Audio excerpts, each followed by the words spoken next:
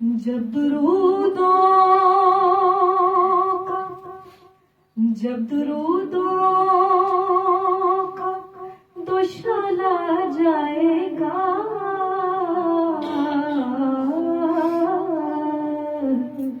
इसका मतलब है कि जब हम मिलकर दुरूद पढ़ेंगे, वो दुरूदों की जो चादर होगी जब वो जाएगी तो उसका क्या होगा।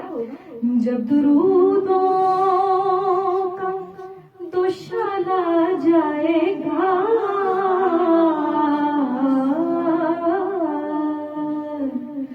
वो रोज़ा अनवर पे डाला जाएगा, वो रोज़ा अनवर पे डाला जाएगा।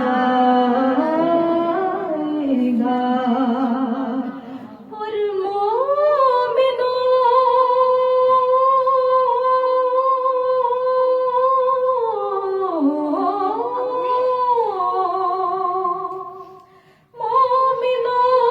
पढ़ते रहो दुरूद व सलाम,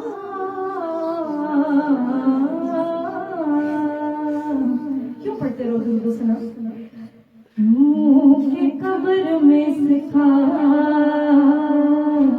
उजाला जाएगा, मुँह के कब्र में सिखा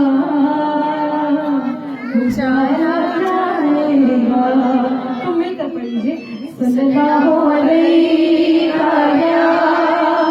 रसूल वसल्लम अलैका या हबीब अल्लाह, सल्लल्लाहु